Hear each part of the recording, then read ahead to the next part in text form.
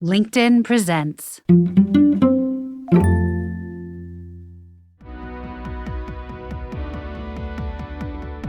What if all the intense feelings you have about doing your job well and making an impact could actually be the cause of your burnout?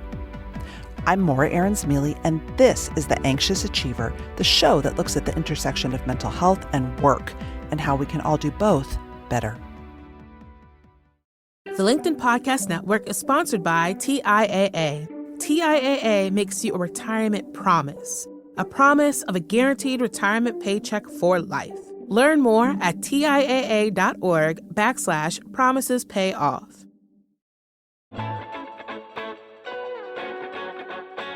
Look, at this point, it's a cliche in most industries, and certainly for high achievers. Follow your passion and professional success will come from that, right? Lead with passion, the rest will follow.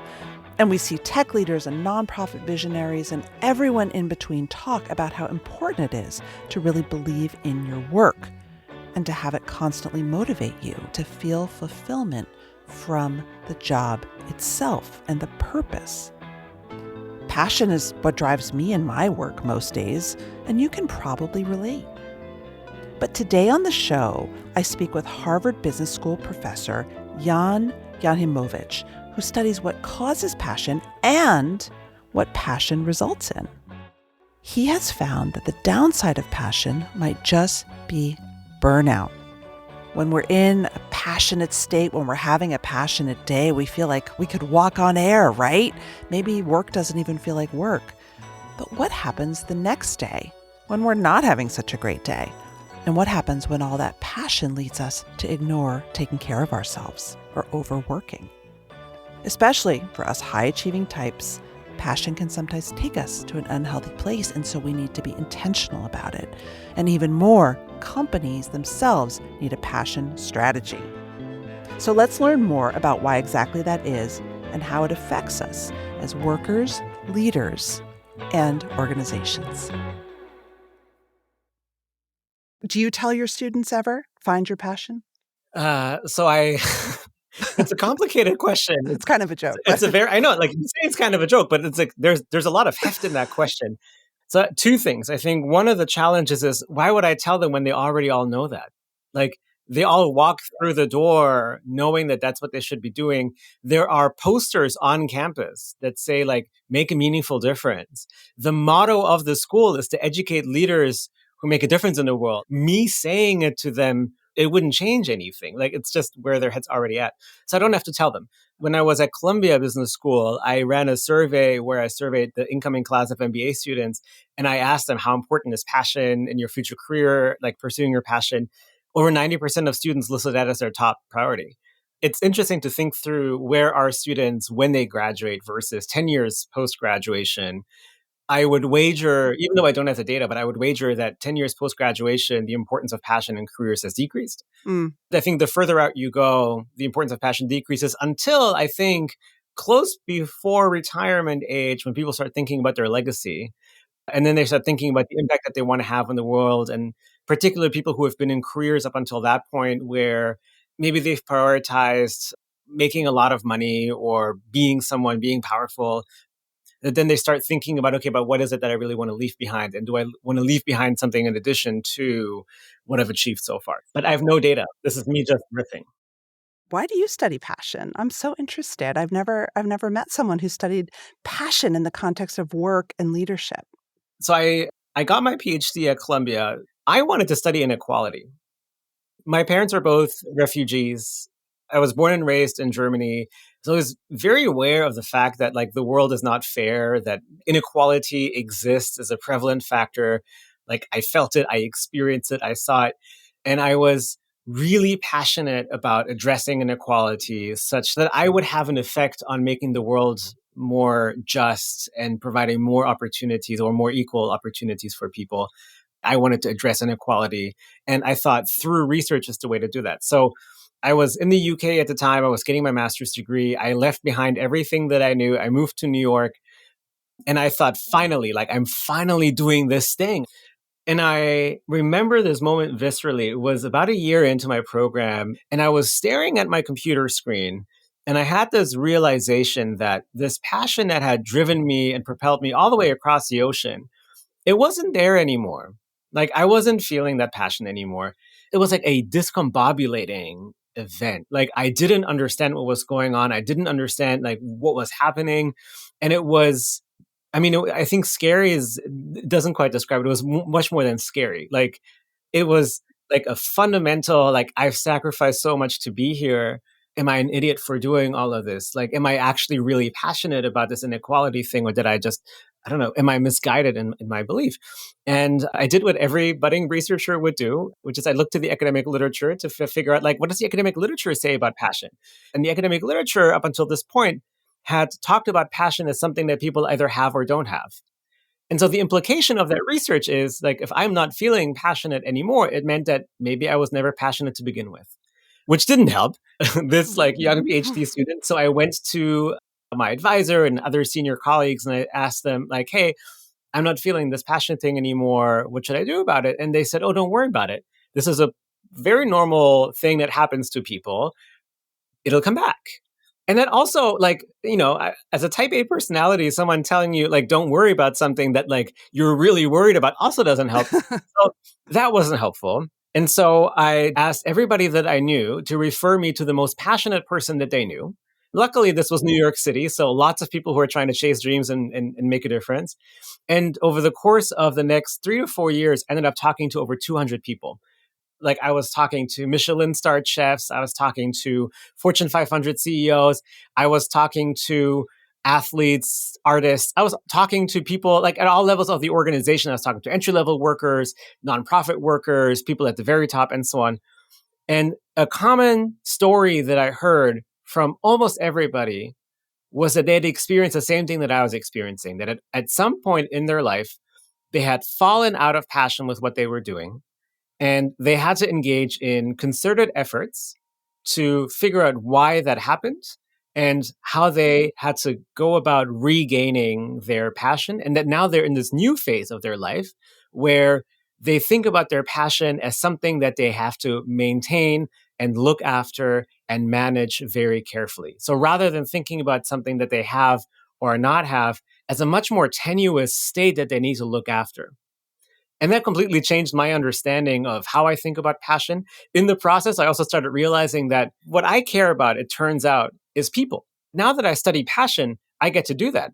I get to focus on people who want to make the world a better place, people who want to address inequality. And the story that I tell myself is I still study inequality, but I study it in an indirect way. I study the people who want to address inequality or the people that want to make the world a better place, but for whatever reason are struggling in maintaining their passion or their passion is leading them astray. And if I do research that figures out how I can help them, ultimately I'm still making a difference on inequality, except that in this scenario, I get to actually see the difference that I'm making because I get to interact with the people and I get to see the outcomes of the work that I'm doing. And that's what I need for myself. I'm the kind of person that wants to work with people and wants to see how the work that I'm doing has a meaningful impact on people. So this whole journey of self-discovery led to who I am today, why I study passion. Also makes for the best joke in the world. I'm passionate about passion. Ha ha ha. Isn't that great? But it's really, it was this, I wanted to understand a puzzle that I was facing myself. And in the process, I saw that this was a puzzle that everybody who is pursuing their passion has faced in their life. And that actually, like, this isn't really a puzzle. It's just a fundamental misunderstanding. I want to talk about burnout and passionate people. Because you said that one of the things you care about is keeping the people with the passion to change the world sort of healthy and able to keep doing it. Why is burnout related to your passion for your work? One of the ways to think about this is that there is, I think, an unfortunate use of the word passion to describe two different things. We use the word passion to refer to what people are passionate about. Right? So people say, my passion is X. Like, I am passionate about inequality. I am passionate about football, whatever that might be. But we also use the word passion to refer to the momentary experience, how I am feeling today, right now. I'm feeling really passionate about this. I'm burning on the inside. Like today, I really feel like I can climb a mountain. And the reason why this distinction is important is because the thing that you are passionate about, that doesn't change so much day to day, week to week. What we care about changes over time with like understanding ourselves, learning about the world, life events that happen to us. But day to day, they don't change that much. But what varies a lot more day to day is how passionate I feel. Even the most passionate people amongst us will have days when they feel less passionate for what they do. And that's totally normal and completely fine. The reason I bring this up is because in order to understand what burnout is in passionate people, we need to understand that passion can vary from day to day. Even somebody who is highly passionate for what they care about can experience days, weeks, or months where they are not feeling that passion anymore. And that can be really challenging, particularly when they're in an environment that has high demands on them, that requires them to work long hours, or where there's a lot of emotional situations that are happening. They're engaging with clients or other beneficiaries of their work.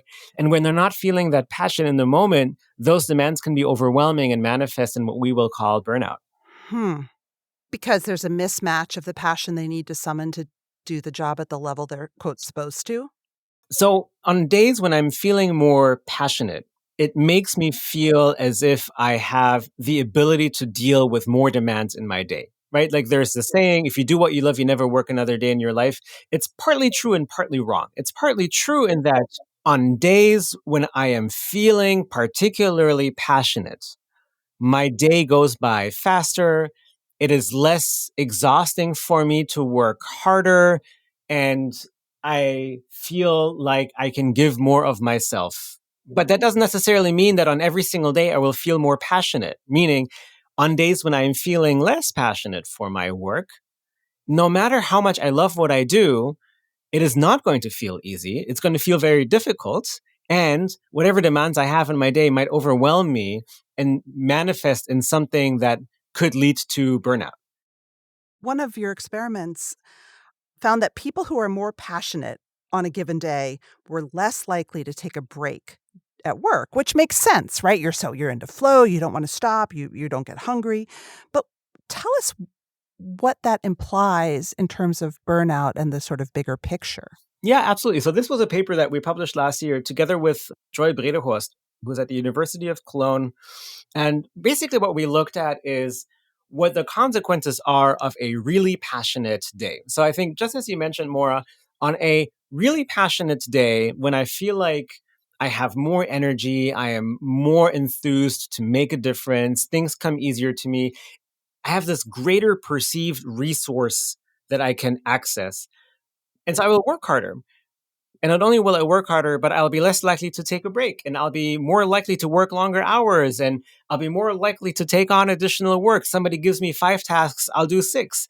We see that happening on a particularly passionate day. What ends up happening, however, is that when I come home that day, I am less likely to psychologically detach from the really demanding day that I just had, which means that I don't actually have the ability to recover.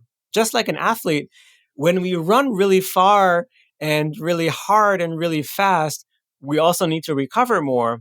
But passion deceives people into believing that they don't need to do that right now. And so people actually do that less. They detach less, they recover less. And what it means is that on the following days, on the day following a particularly passionate day, people reported higher levels of emotional exhaustion, which is one of the facets of burnout. And the reason why that's challenging is that the more emotionally exhausted you are, the less passionate you can feel because you just don't have the emotional capacity left to be passionate, right? Like when I'm feeling emotionally exhausted, it's hard to marshal that passion for what it is that I'm doing. And so it becomes this like really negative, self-reinforcing negative spiral.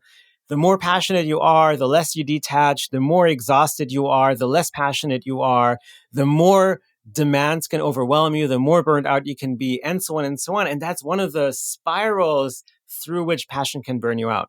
It makes a ton of sense. It's funny, I was reflecting on this myself where people always tell me I'm passionate and I love my work. But with clients, for example, I'm so passionate about what they're doing and I love our work together that they come to expect a certain level of energy from me. Oh, yeah, Maura will respond at 6 a.m. because she loves this. Mhm. And then their expectation gets set And then some days I just can't do it, or Yeah. I slowly get more burnt out. Yeah. No, you're so right. I think there's like this whole second part to the story I think that you're highlighting, which is the perceptions we form about what it means to be passionate, or the societal narrative that we have about like what it means to be passionate, is so contrary to the experience of what it's actually like to be passionate and to pursue your passion every single day. And I think this disconnect between the societal narrative and expectations that we have of what it means to be passionate and the actual experience only further contributes and exacerbates many of the challenges inherent in this experience of what it means to be passionate, right? So what you're referring to is that like you have these high expectations of passionate other people, that we think that if you do what you love, you never have to work another day in your life, that it should feel easy, that every day you're going to show up and love what you do and work longer hours, which we know is not true, but that's the expectation that we have for you personally. Knowing that other people have these expectations of you is this pressure that leads you to have to perform for other people. Like you feel like you don't have the license to tell other people, wait a minute, I know you think I'm passionate, but actually, like, I'm really tired today. For other people, that is such a disconnect with what they expect of you that you're worried to raise that. I often wonder whether that actually is true and whether people would actually give you a lot more leeway in speaking up about that. We have some data that I collected together with Zach Berry, who's at the University of Southern California, showing that people often like misperceive how they would be judged. But certainly, I think that expectation in and of itself, whether or not like that expectation is actually true and manifest, it doesn't matter. If it's a belief in your head, then that belief ends up driving what you feel, what you do, and can ultimately just further exacerbate some of the negative consequences that you experience.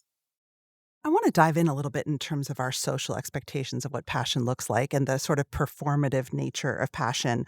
You and colleagues have found that regardless of the actual level of passion, extroverted employees, people who tend to be more energized by social interactions and probably use more gestures and change their, like I'm doing right now, like showing up in a way that in Western culture signals passion, are perceived as more passionate than introverts who might tend to express their passion in a more solitary, less performative way. Can you talk about that a little bit?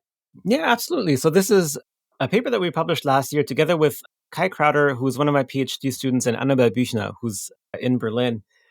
And we did this work, and I think with a similar intuition to you, where we started with this idea that people who are more extroverted are also more likely to be more expressive in how they engage in many emotional expressions. And they're also more likely to just spend time around other people, providing them with like more opportunities to notice how you might feel. In particular, when it comes to passion, I think we have these stereotypical expectations that passion looks a particular way, right? It looks like your eyes light up. You use animated facial expressions and a lot of gestures. Right. Your enthusiasm is infectious. I always think of Yeah. that one. Yeah, right. And like and your voice, like you're supposed to speak louder and with greater variation in your voice. Like you're supposed to be really loud and then like really quiet and draw people in. Like this is how you're supposed to express passion. And people know this. Like, we're not just making this up. We asked like hundreds and hundreds of people, like, how do you think passion should be expressed? Or how do you look for passion in other people?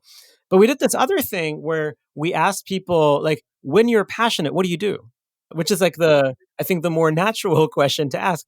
And we found that like, yes, like part of these gestures and animated facial expressions, these like more stereotypical expressions, this is part of the puzzle. Like this is part of the things that people do when they feel more passionate.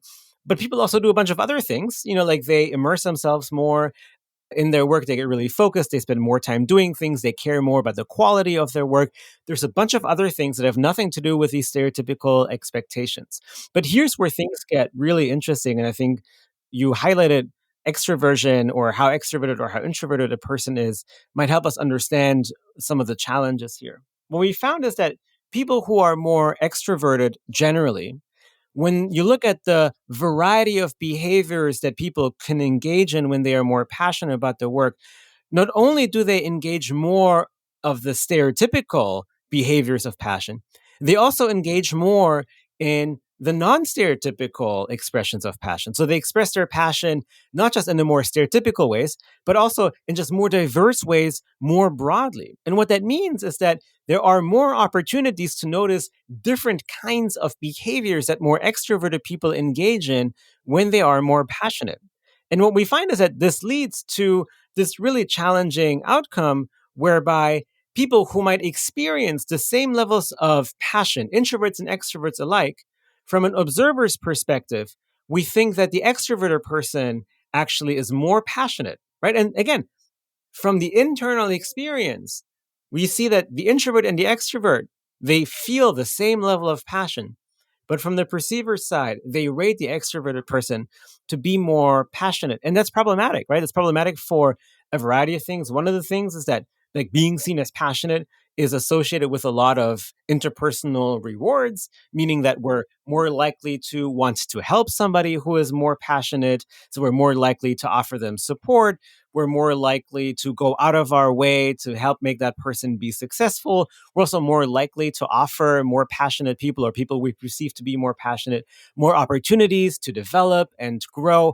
And that ends up becoming a self-fulfilling prophecy. If we think that somebody else is more passionate, we offer them more opportunities and offer them more help and support. They will end up becoming better employees. They will end up performing better. But that also means that for more introverted employees, they're not stupid. Like they see that all of this is happening. So it only amps up the pressure that they experience to appear more passionate. And that burns them out more. And it becomes this really negative spiral where now that they have to appear more passionate, that is more exhausting for them, right?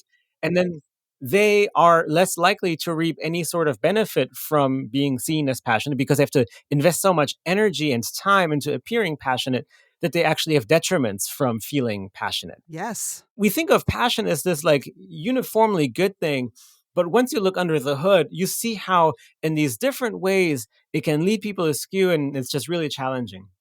My first book was about, it was called Hiding in the Bathroom, How to Get Out There When You'd Rather Stay Home. It was sort of a love letter to my favorite introverts and people with social anxiety because our society does demand the performance of extroversion, especially if you're an entrepreneur or if you're in sales and marketing. And I spent most of my career in marketing. And so I can't tell you how many people in sales and marketing I've interviewed over the years who have said, I've been a fake extrovert for my entire career. I interviewed a really senior woman at Dow Jones in New York. She was the head of sales, and she said, do you know how many times I've had to take advertisers and clients and vendors and whomever out to friggin' Yankees games till midnight on a Tuesday? I hate baseball, you know? But the performance of that infectious energy, certainly in the US, it's so confusing. It's construed as passion, which makes people feel confidence. And a lot of us are just faking that performance. So I'm going to offer a nuanced take on this. I'm going to say this is both problematic, and I don't think that this is what's problematic about it. Being a fake extrovert and being exhausted by it. Yeah, I think like appearing passionate in some ways.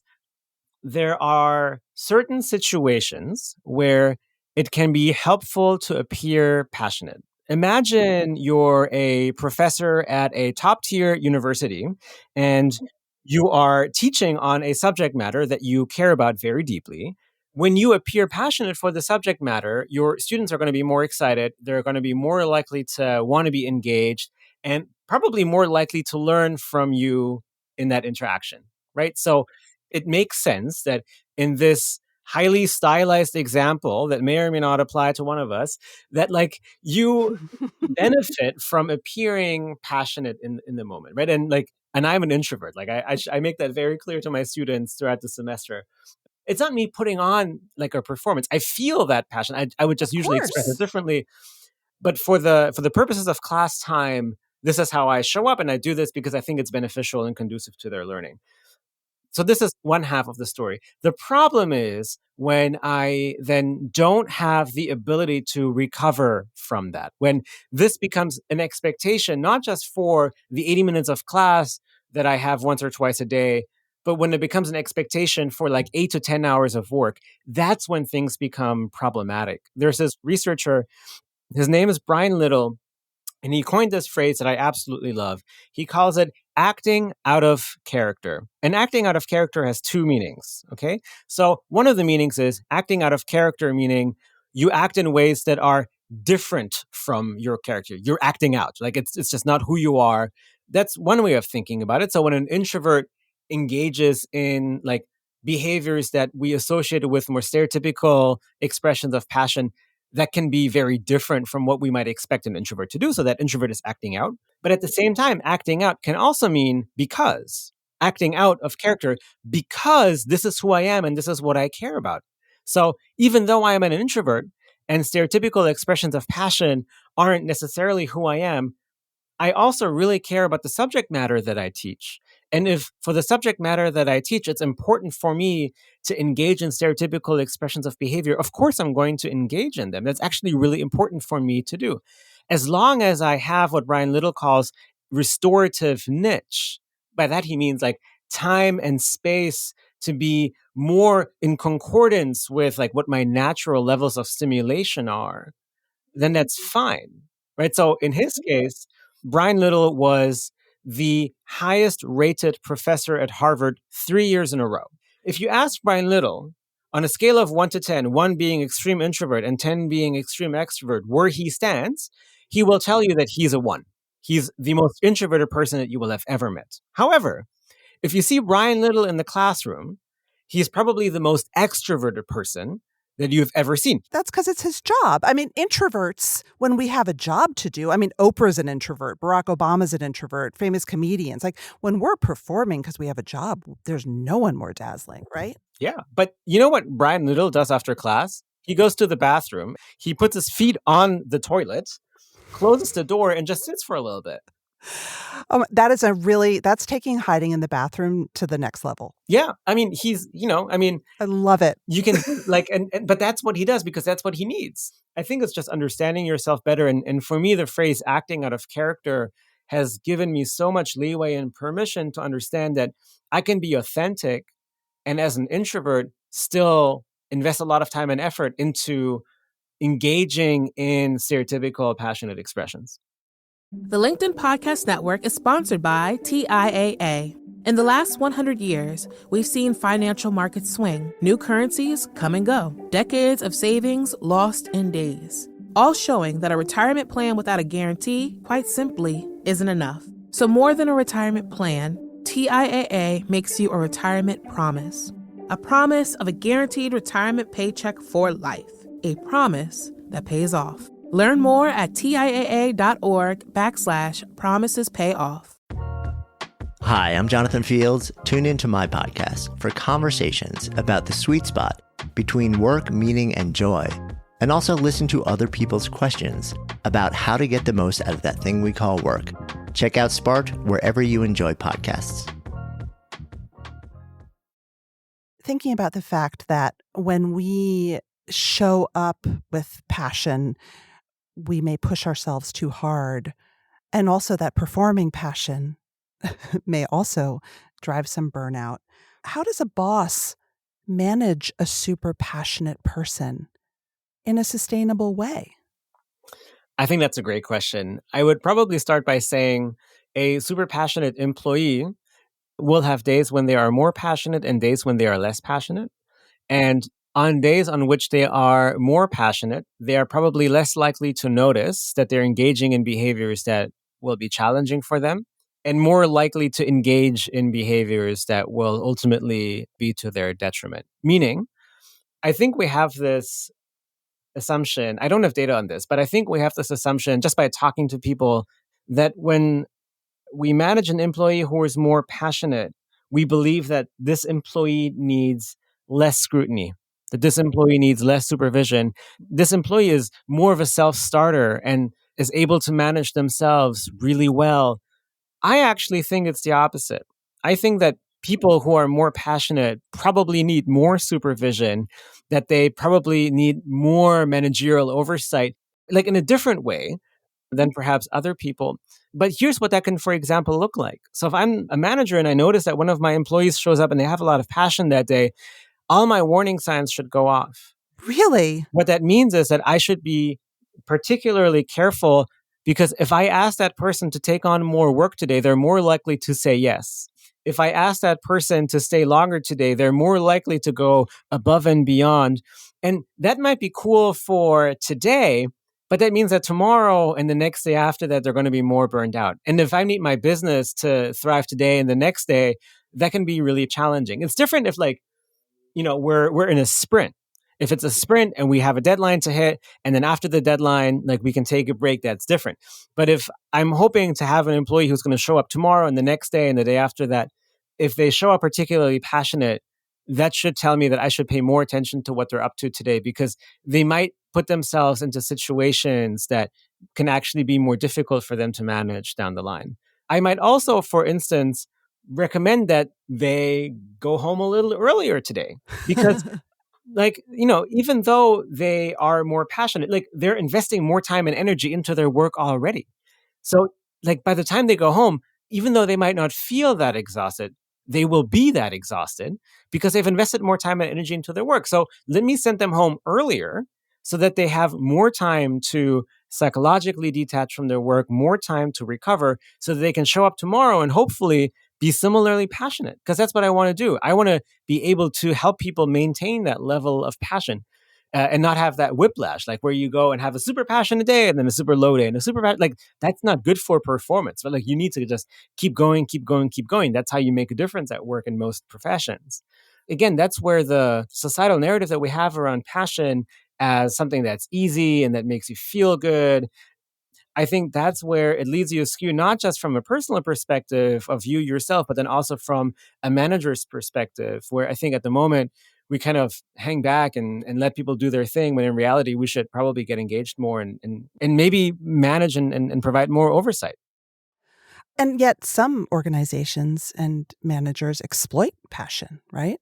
Yeah, there's this great paper that Jae-Yoon Kim did that was published in 2020 in a Journal of Personality and Social Psychology. And what they find in that paper is that people feel like it is more permissible, more legitimate to assign additional unpaid tasks to more passionate employees. And the mechanism that they find, or the reason that they find people feel more comfortable doing that, is that we believe that more passionate employees will enjoy those additional assigned tasks more, right?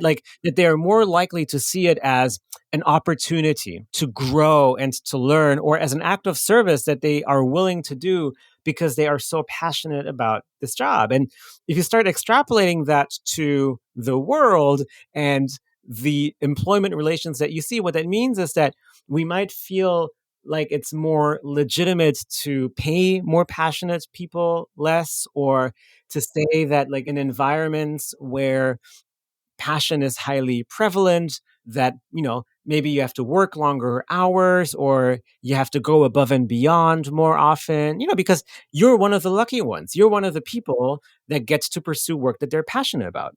Did you happen to watch the Dallas Cowboys cheerleaders documentary on Netflix? No, I haven't. Is that what they talk about? It's unbelievable. I recommend everybody watch it. But, the Dallas Cowboys is one of the wealthiest franchises in global sports.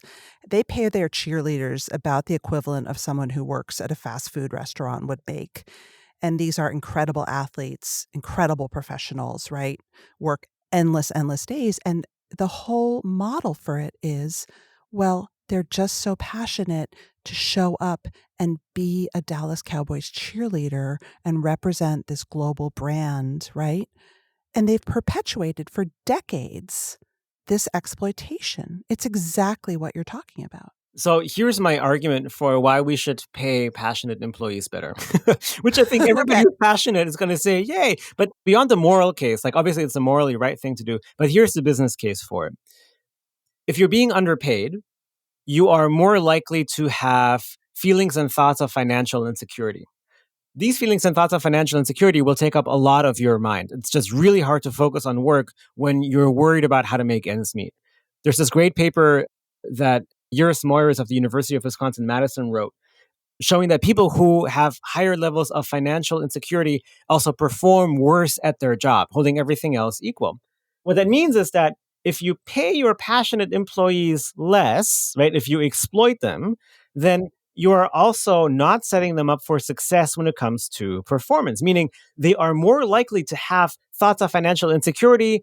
Those thoughts will crowd out their ability to focus on their work. And ultimately, no matter how passionate they are, that might not outweigh their challenge of focusing on their work because they're worried about how to make ends meet. But if you pay them better, then they can be freed up. They don't have to worry so much about how to make ends meet. And all that additional headspace that they now have, they can dedicate to working better or doing other things that they want to pay attention to. But I think that's the business case of it.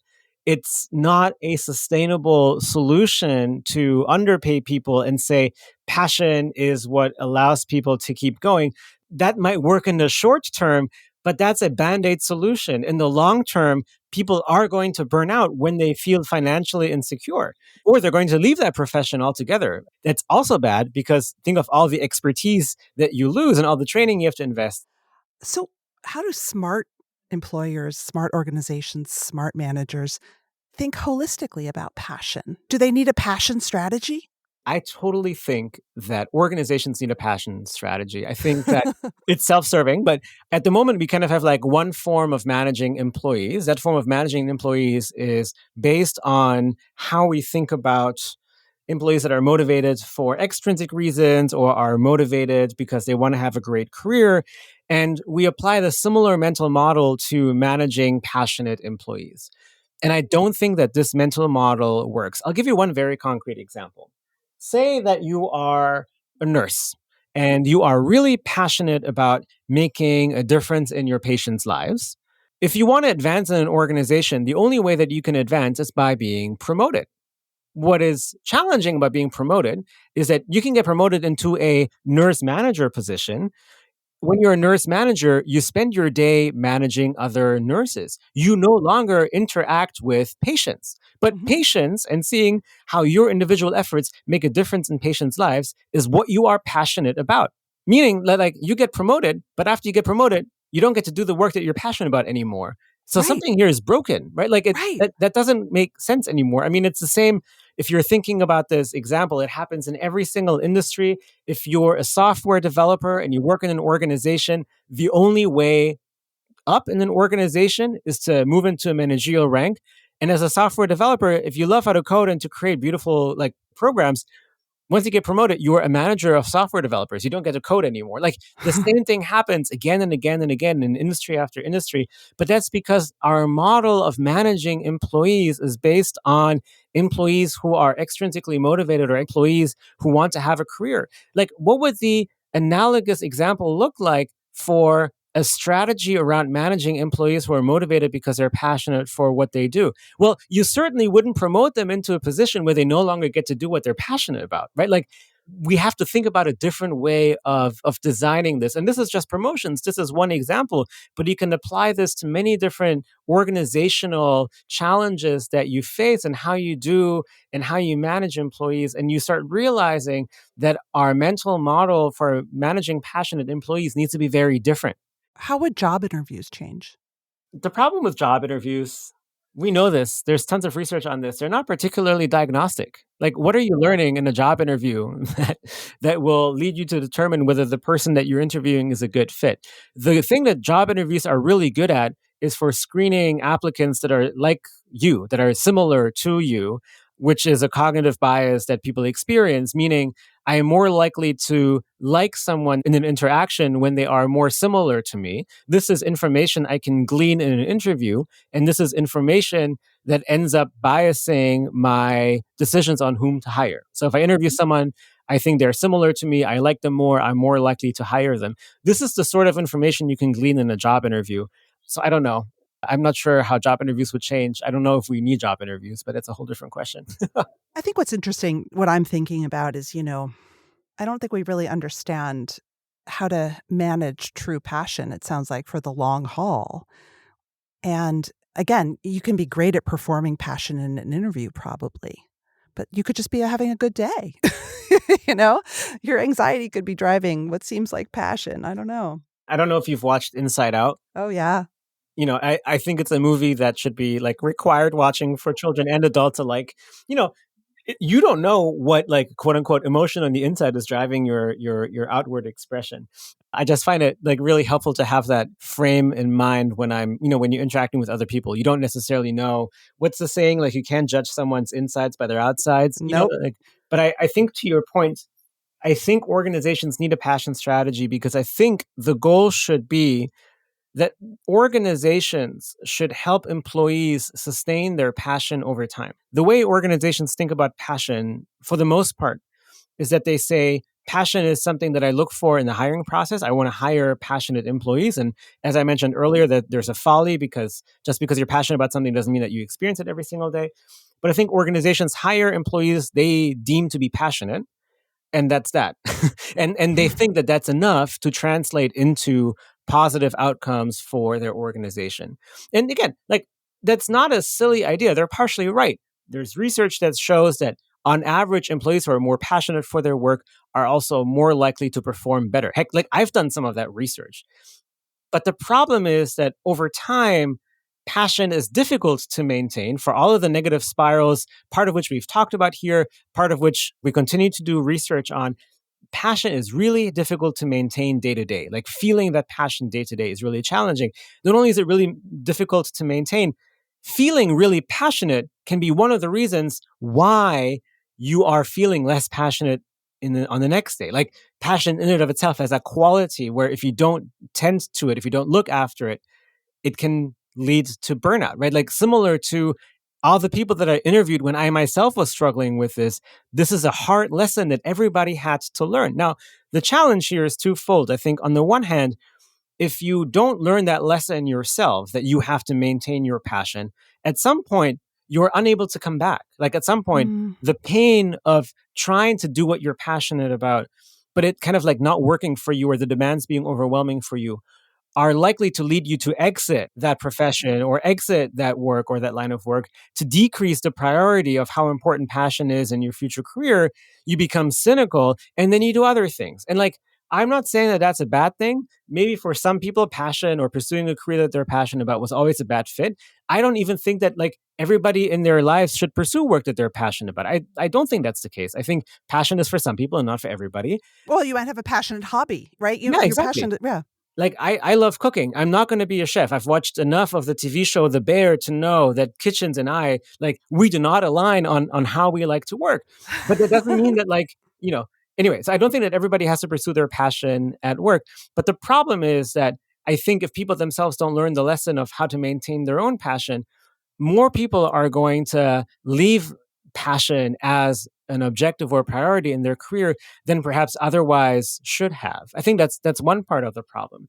I think the other part of the problem is for organizations. If they don't manage their employees' passion, meaning if they kind of just hire employees who they deem are passionate for the work that they're doing, but leave it at that, their employees will end up burning out and performing worse than they otherwise could have, meaning they're not leveraging all of the strengths that passion provides. And as a result, they will have employees that are not performing to the fullest of their potential. And this is what frustrates me, right? Like I went into this line of work and I started studying passion because I wanted to understand how can we make a difference in the world or how can we address some of the big societal challenges that we face right now?